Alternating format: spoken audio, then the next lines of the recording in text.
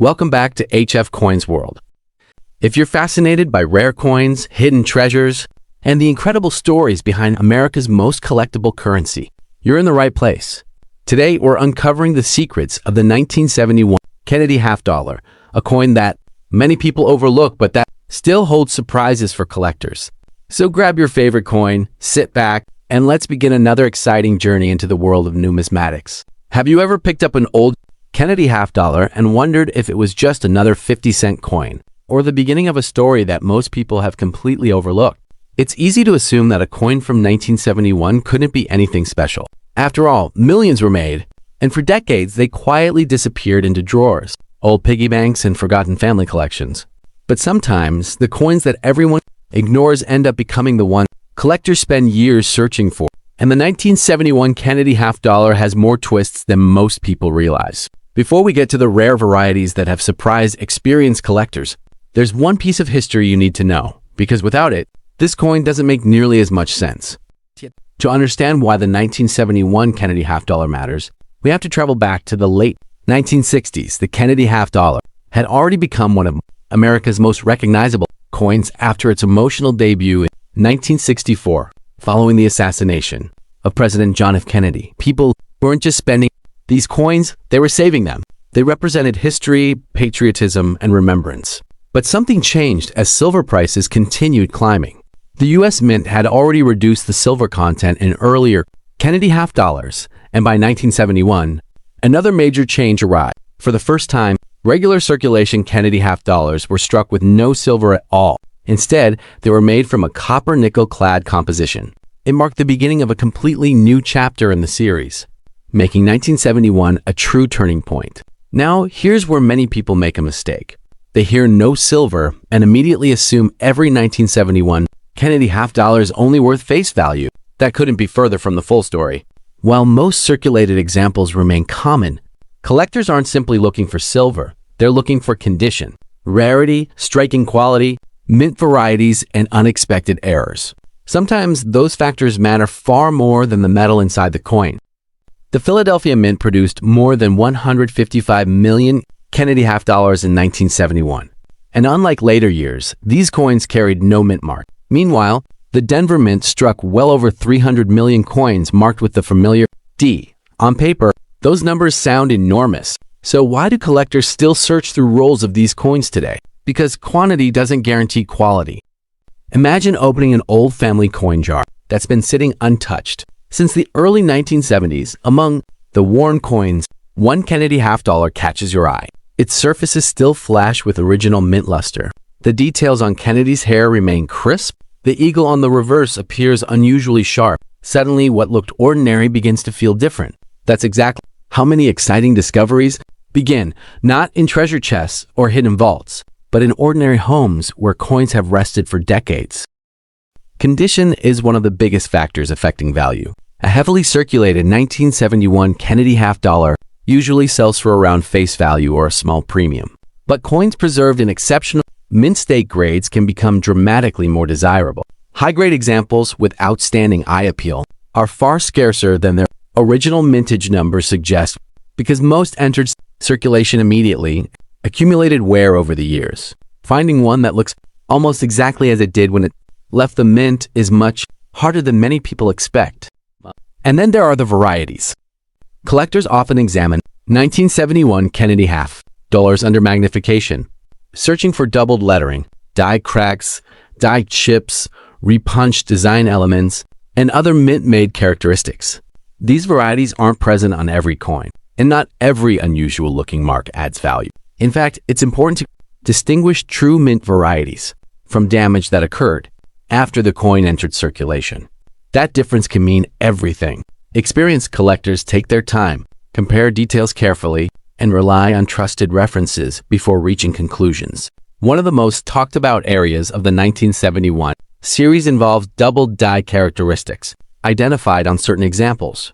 These aren't dramatic enough to jump out from across the room. Instead, they reward careful observation. Looking closely at the lettering, date, or design details can reveal subtle doubling created during the die-making process. While only specific recognized varieties attract strong collector interest, They remind us that no large coin production is ever perfectly identical. Here's something many newer collectors don't realize. The way a coin was struck can completely change its appearance. Some 1971 Kennedy half dollars display noticeably stronger details than others because dies wear down over time. Early strikes from fresh dies often show sharper hairlines on Kennedy's portrait and better feather detail on the eagle. Those little differences might seem insignificant to casual observers, but advanced collectors notice them immediately. Now let's talk about proof coins, because this is where another interesting chapter begins. In 1971, the San Francisco Mint produced proof Kennedy half dollars specifically for collectors. These coins carry the S mint mark and feature brilliant mirrored fields with frosted design elements on many examples. Unlike circulation strikes, proof coins were carefully manufactured using specially prepared dies and polished planchets. They weren't intended for everyday spending. Many remain beautifully preserved today, but the finest examples with deep mirrored surfaces and minimal imperfections continue to attract strong interest within the collecting community. Of course, not every proof coin automatically becomes valuable. Preservation still matters. Hairline scratches from improper cleaning or handling can reduce collector appeal. That's why experienced numismatists often recommend holding coins only by the edges and storing them in protective holders whenever possible. Now here's an interesting thought. Have you ever wondered why some people spend hours searching through boxes of half dollars from banks? It's not because they expect every coin to be worth hundreds or thousands of dollars. It's because every roll carries possibility. Most searches end with ordinary coins, but every once in a while, someone discovers an overlooked variety, an unusually high-grade example, or an attractive original coin that has escaped heavy circulation for decades. That element of possibility keeps collectors coming back.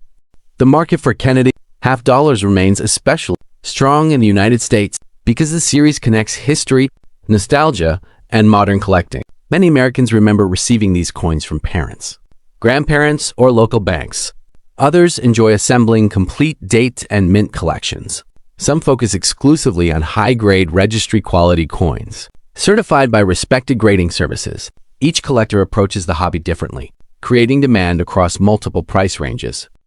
Speaking of grading, it's worth remembering that professional authentication becomes increasingly important as a coin's potential value rises. Reputable third-party grading services evaluate authenticity, preservation, and overall quality using standardized grading systems. Certified examples often provide buyers with greater confidence, especially when higher value coins are involved. Here's a lesser-known fact that surprises many collectors. Although half dollars are still produced today, they rarely circulate in everyday commerce. Many younger Americans have never received one in pocket change. That alone has given the denomination an almost mysterious reputation. The 1971 issue represents the very beginning of the copper-nickel era that continues today, giving it lasting historical significance within the Kennedy series. Another fascinating aspect is how collector preferences evolve over time. Decades ago, many people overlooked clad coinage entirely, believing only silver coins deserved attention. Today, collectors increasingly recognize that rarity isn't determined solely by precious metal content. Scarcity in top condition, important die varieties, and historical milestones all contribute to long-term collector interest. So, what is a 1971 Kennedy half dollar actually worth? For most circulated examples, the value is generally close to face value, sometimes a bit higher depending on condition and collector demand. Attractive uncirculated coins can command noticeably higher prices, especially if they retain original mint luster. Certified coins in exceptional mint state grades may sell for significantly more because truly superb examples are much harder to find than the original. Production numbers suggest recognized error coins or established die varieties can also bring premiums. But their value depends on rarity, demand, condition, and authentication. There is never a guaranteed price, and the market changes over time, which is why current research and careful evaluation are always important. Perhaps the biggest lesson from the 1971 Kennedy half dollar isn't about money at all. It's about paying attention. History has a funny way of hiding in plain sight. A coin that millions of people once spent without a second thought can become the starting point of someone's collecting journey decades later. Every scratch tells part of its story. Every preserved detail reflects the day it left the mint. And every coin waiting inside an old collection has the potential to teach us something about America's past. So the next time you come across a Kennedy half dollar, don't rush to spend it. Take a closer look. Check the date. Look for the mint mark or the absence of one. Examine the details under good lighting. Compare it with reliable references. You may simply have an ordinary 50-cent piece, or you may have discovered a fascinating collectible with a story all its own.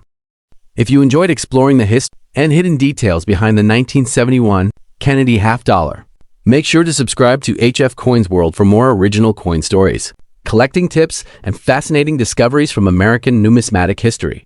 And before you leave, take a few minutes to check the coins tucked away in your own collection or that forgotten jar at home. You never know which piece of history might be waiting for a second look. Thanks for watching, and I'll see you in the next adventure.